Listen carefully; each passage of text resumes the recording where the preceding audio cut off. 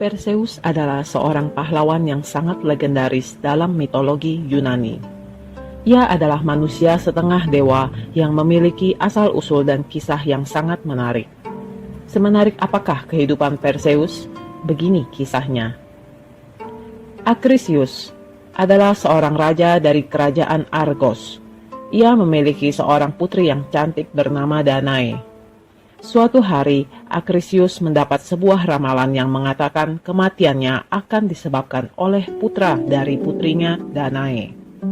Ketakutan akan menjadi kenyataan. Acrisius mengurung putrinya Danae di sebuah menara.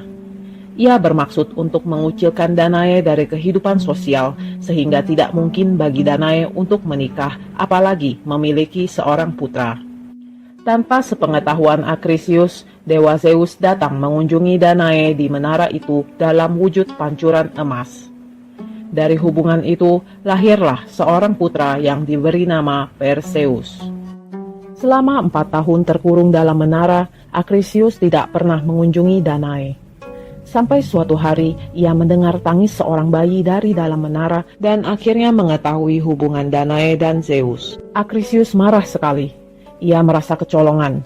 Lalu ia mengurung Danae dan putranya Perseus di dalam sebuah peti dan menghanyutkannya ke laut. Zeus yang mengetahui hal itu menyuruh Poseidon, si penguasa laut, untuk menenangkan air laut yang berombak sehingga peti itu bisa mengapung dengan selamat sampai ke pulau Seriphus. Anak dan ibu itu pun diselamatkan oleh Diktis, seorang nelayan yang merupakan saudara dari Polydectes, raja dari pulau itu. Mereka dibawa ke istana dan diperlakukan dengan sangat baik. Perseus tumbuh dewasa di sana. Seiring berjalannya waktu, Polydectes jatuh cinta pada Danae dan ingin menikahinya. Danae tidak ingin menikah lagi, maka Perseus selalu menghalang-halangi niat raja tersebut karena ingin melindungi ibunya. Polydectes akhirnya menyusun rencana untuk menyingkirkan Perseus. Ia menikahi gadis lain dan mengadakan pesta. Polydectes mewajibkan tamu undangannya membawa hadiah. Perseus yang miskin datang dengan tidak membawa apa-apa sehingga Polydectes menyebut Perseus nelayan yang malas dan miskin. Perseus yang marah menyatakan siap melayani raja sebagai ganti hadiah pernikahan. Polydectes lantas meminta Perseus membawakan kepala Medusa untuknya. Permintaan ini sebetulnya disengaja agar Perseus tewas di tangan Medusa. Medusa dikenal sebagai makhluk yang menyeramkan. Ia adalah wanita berkepala ular yang dapat membunuh hanya dengan bertatapan mata saja. Perseus pun berangkat mencari sarang Medusa. Di tengah perjalanan, Dewi Athena datang untuk membantunya. Ia memberitahu Perseus untuk pergi menemui para nimfa dan mengambil beberapa benda yang dapat membantunya mengalahkan Medusa. Nimfa adalah makhluk legendaris yang berwujud wanita dan diasosiasikan dengan lokasi tertentu. Mereka identik dengan peri atau bidadari yang tinggal di alam bebas. Namun, di manakah para nimfa itu dapat ditemukan? Hanya Graiai yang tahu di mana mereka berada. Lalu pergilah Perseus menemui Graiai. Graiai adalah 3 saudari yang saling berbagi satu mata dan satu gigi. Perseus merebut satu-satunya bola mata yang dimiliki Graiai. Ia berjanji akan mengembalikannya apabila mereka memberitahu tempat para nimfa berada. Tidak punya pilihan lain, mereka memberitahu Perseus informasi yang dibutuhkannya. Setelah mengembalikan bola mata Graiai, berangkatlah Perseus menemui para nimfa. Di sana, para nimfa meminjamkannya kantung kibisis untuk menyimpan kepala Medusa, pedang dari Zeus, sandal bersayap dari Hermes, dan helm kegelapan dari Hades.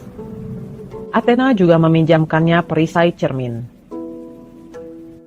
Setelah mendapat berbagai senjata, Perseus pun memakai sandal bersayap dan terbang menuju sarang Gorgon. Sesampainya di sana, Perseus mengenakan helm kegelapan dan menjadi tak terlihat. Medusa memiliki 2 orang saudari yang sama ganasnya, yakni Steno dan Euryale. Ia tidak mau membangunkan para Gorgon itu. Perlahan, Perseus masuk dan berjalan mundur ke arah para Gorgon yang sedang tertidur. Ia melihat wujud para Gorgon tersebut melalui perisai cermin yang diberikan oleh Athena. Perseus mendekati Medusa dan langsung memotong kepala Medusa dengan pedangnya. Perseus lalu memasukkan kepala Medusa ke dalam kantung kibisis dan bergegas pergi dari sarang para Gorgon. Sementara dari tubuh Medusa yang tanpa kepala itu, secara ajaib lahirlah Pegasus dan Chrysaor. Dua Gorgon lainnya terbangun karena lahirnya Pegasus dan Chrysaor, namun tidak dapat menemukan keberadaan orang yang membunuh Medusa. Ketika melewati gurun pasir, beberapa tetes darah Medusa merembes dari kantung kibisis dan jatuh ke lautan pasir panas sehingga lahirlah berbagai jenis ular dengan berbagai warna yang menyebar ke seluruh penjuru dunia. Dalam perjalanan pulang ke Seriphus, Perseus mengalami banyak petualangan. Di antaranya dia melihat Atlas yang sedang memikul langit. Perseus merasa kasihan dan menunjukkan padanya kepala Medusa sehingga Atlas berubah menjadi batu dan tak lagi merasa letih. Perseus melanjutkan perjalanannya dan melihat seorang wanita yang dirantai pada batu karang. Perseus mendekati wanita itu dan bertanya kenapa dia dirantai di tengah laut. Gadis itu adalah Andromeda, putri dari Kefeus dan Cassiopeia. Cassiopeia pernah menyombongkan bahwa putrinya lebih cantik dari para Nereid, putri-putri Poseidon. Para Nereid mendengarnya dan melaporkan hal tersebut pada ayah mereka. Sang ayah pun marah dan mengirimkan bencana serta seekor monster laut yang bernama Ketos ke kerajaan yang dipimpin oleh Kefeus. Ketika Kefeus berkonsultasi pada peramal, ia diberitahu bahwa satu-satunya harapan adalah dengan mengorbankan putrinya sendiri kepada Ketos. Akhirnya dengan berat hati, Kefeus pun melakukannya. Ia merantai putrinya sendiri di sebuah batu karang dan membiarkannya agar dimakan oleh Ketos. Selesai ia bercerita, tiba-tiba dari laut muncullah seekor monster yang sangat besar. Perseus bertarung dengan monster itu. Dia menggunakan kepala Medusa untuk mengubah monster itu menjadi batu dan menghancurkannya dengan pedang. Perseus membebaskan Andromeda dan membawanya kepada Kefeus. Ia meminta izin untuk menikahi Andromeda yang langsung disetujui oleh Kefeus. Kefeus menggelar pesta untuk Perseus dan Andromeda. Namun pesta itu diganggu oleh Phineus yang dulu dijanjikan oleh Kefeus untuk dinikahkan dengan Andromeda. Untuk menghentikan perselisihan, Perseus mengeluarkan kepala Medusa. Sebelumnya dia menyuruh teman-temannya untuk menutup mata mereka sehingga Phineus dan para pendukung berubah menjadi batu. Setelah menikah, Perseus dan Andromeda kembali ke Seriphus. Sesampainya di sana, Perseus mendapati ibunya Danae melarikan diri dari kejaran Polydectes. Merasa marah, Perseus kemudian mengubah Polydectes menjadi batu dengan kepala Medusa.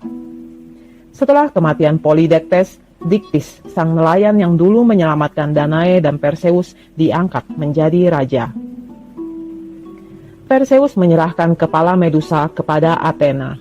Ia juga mengembalikan semua peralatan yang dipinjamnya dari para nimfa. Setelah itu, Perseus beserta istri dan ibunya memutuskan untuk kembali ke Argos. Acrisius yang ketakutan segera melarikan diri dari Argos sebelum Perseus tiba. Ia mengungsi ke Larissa untuk menghindari dari cucunya dan nasib yang telah diramalkan. Di luar dugaan, Perseus juga menerima undangan ke Larissa untuk menghadiri sebuah perlombaan melempar cakram. Perseus melempar cakram yang ternyata melesat liar dan kemudian menghantam seorang pria tua yang berada di tribun. Bisa tebak siapakah pria tua itu? Ya, dia adalah Acrisius. Sekian cerita Amasto kali ini. Sampai jumpa di kisah selanjutnya.